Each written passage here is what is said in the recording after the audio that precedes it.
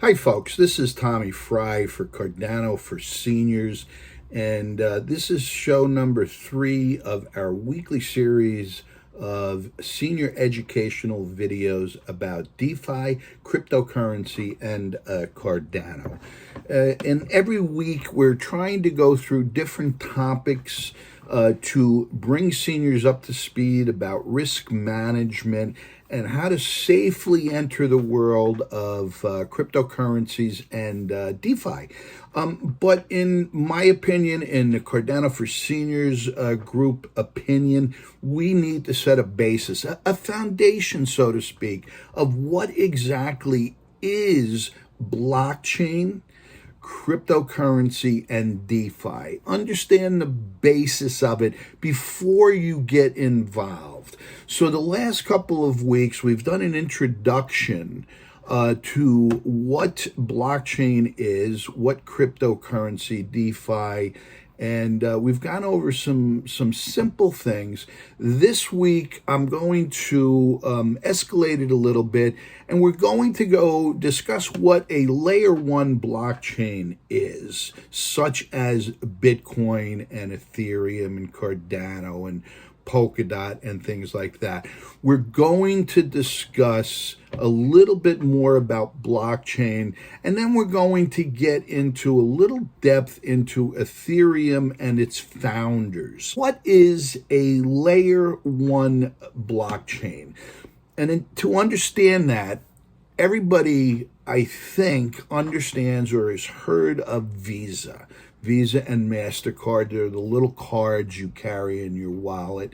And when you go to the cash register, you hand over the card and you don't really think about it other than worrying if you have enough money in your account.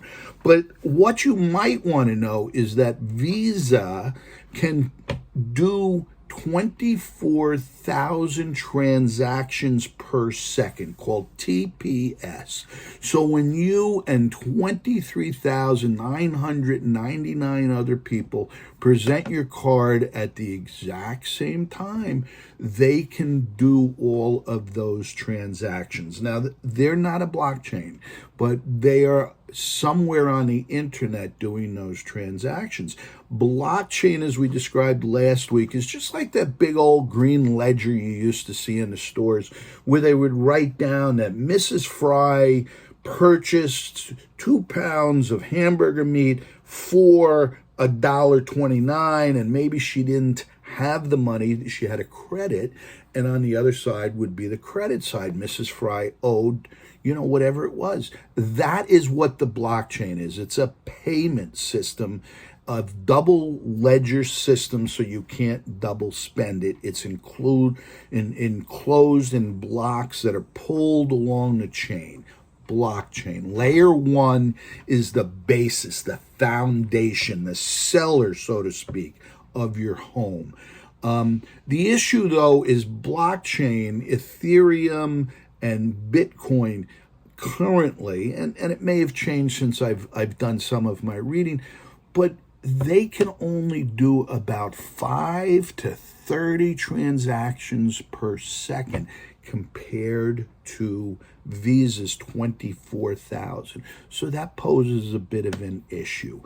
So layer 1 is the foundation, and it has all the properties that other dApps, applications, layer 2 blockchains can build upon the layer 1, but layer 1 is the foundation. And that's what we're going to focus on initially for the whole bunch of next few weeks. In order to do these transactions like Visa, okay, and they're slower. So you have decentralization is probably the genesis of Bitcoin and the foundation of blockchain. Decentralization, and we'll use an example of the United States or the China Central Bank. They control everything. They print the money. It's paper. They tell us what it's worth. It's all centralized. Well, there are people, many call them libertarians, that don't believe centralization is good for the world because it centralizes and consolidates wealth into a few, and it ignores the middle class and the masses. So a big part of blockchain is about decentralizing the control of money and wealth. So that's one of the first properties of a blockchain: decentralization. Get it out from being right here in the central bank and get it out where no one really controls it. And you'll hear the term permissionless will start popping up in our conversations, but that's not what today is. Just the three properties of an L1 blockchain: decentralization. The second one is security. There's metadata that's in those blocks, and just like I used last week, the analogy of a party line phone system where everybody was listening in on your conversation. I was talking to Mrs. Baudet, but Mrs. Jones and Bob and everybody else was listening in, and then they cut out the operator and they sort of decentralized the phone system where I could directly call Mrs. Baudet and talk to her without anybody listening in. I said, well, maybe the NSA or somebody was listening in if my conversation was that important. But that was decentralization. We took it away from the centralized operator, put it out there, and you could talk one-on-one. So security is paramount to those financial transactions or any transaction in a blockchain. How to make it secure so it can't be hacked, so someone can't get whatever the data is. And the third thing is, remember the TPS, transactions per second. We, or they, the programmers who develop blockchains, need to make it scalable. Scalable meaning that they can take many transactions, make it quicker, so it's not the current 5 to 30 transactions per second in blockchain, but the 24,000 that Visa has, or 50,000 transactions per second. But that doesn't tell the whole story, okay? Because how much metadata, how much data can be put inside that block to make it scalable? You can have 24,000 transactions per second, but if all you can put in there is that I, Tom Fry, owe you, Bob Jones, $5, that's not a lot of data. But what if you can put a whole college transcript in there? Tom Fry graduated Marist College in 1977 with a bachelor's degree in environmental science. His GPA was, I forget what it was. I'll say 3.8, but I don't think it was that high. But you could put all that in there and have every course he took. Oh, he had a double major in biology, and he had organic chem, and he took all this other stuff in philosophy. All that stuff can be put in a block. Now, that's a big block. So how do you scale that? And that's really the scalability. So those three things have to be solved, okay? Decentralization, security, and scalability. They failed at it, okay? They can really only do two. Ethereum chose to give up on scalability, didn't quite have it figured out. So they chose very wisely decentralization and security, and they're working on scalability. Everybody is. Cardano's working on scalability, and it's one of the big issues in this whole blockchain. But let's go to Ethereum now, as I touched on. So Bitcoin was formed in 2008, 2010. In 2013, Vitalik Buterin, a Russian Canadian, was credited with coming up with the concept of Ethereum. Okay, but people joined him. There were other people. Gavin Woods, okay, the founder of Polkadot and Kusama, joined him. Charles Hoskinson, our favorite, the co-founder of Cardano. Anthony D'Iorio, a Canadian who was part of the Toronto Exchange Board. And Joseph Lubin, probably very few people have heard of him, but his wealth has been put up to $5 billion. And he's done a lot of things, Consensus in New York City. But all of these 5 people, Vitalik is still with Ethereum. Gavin Wood has gone on to found, besides Polkadot and Kasuma, Web3 Foundation. Charles Hoskinson, he donated money or funded research at the University of Edinburgh and Tokyo Institute of Technology, and came up with a process for blockchain called Ouroboros. It's a very secure system, and in fact, it's used also by Polkadot.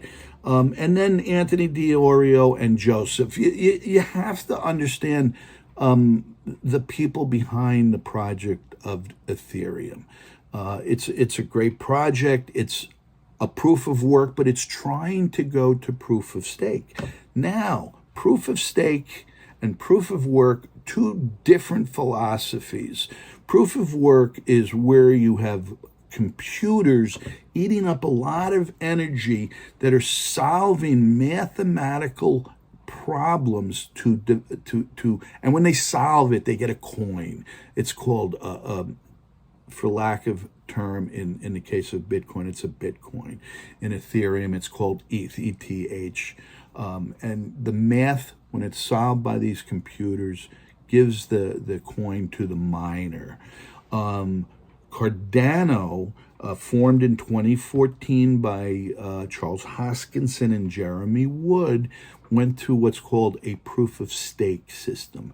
Proof of stake is using computers similar to what you have at home, might be in the cloud, but it uses those computers to compare. Remember, this is a double ledger system, and we don't want Tom Fry being able to spend the credit twice or get billed twice. So these computers talk to each other and compare whatever the system is, the mathematical formula, in this case Ouroboros or something along those lines, and say there's 3,000 of them in the network, and maybe only 10 or 20% have to initially agree. If they agree the transaction's good, you get the coin or you get to spend the money. And eventually all 3,000 computers in the system should agree, and they all come to consensus. Vitalik and Charles Hoskinson had a disagreement on whether to go public or stay not for profit. Charles left Ethereum and he formed Cardano using much less carbon, much less energy than they use at Ethereum or Bitcoin or any other proof of work system. One of the reasons I like Cardano, remember I have that environmental degree from Marist many, many years ago. Cardano resonates with me because in part of the security with Ouroboros, and in part because of the low carbon impact that Charles Hoskinson has been one of the proponents in the world for different block systems, blockchains. Today we covered a little bit about what layer 1 blockchain is, transactions per second, the formation of Ethereum, the 5 people that formed it, and then they went on their own way. Weeks down the road, we will do much more in-depth on every single one of these protocols. But for now, that's just an introduction.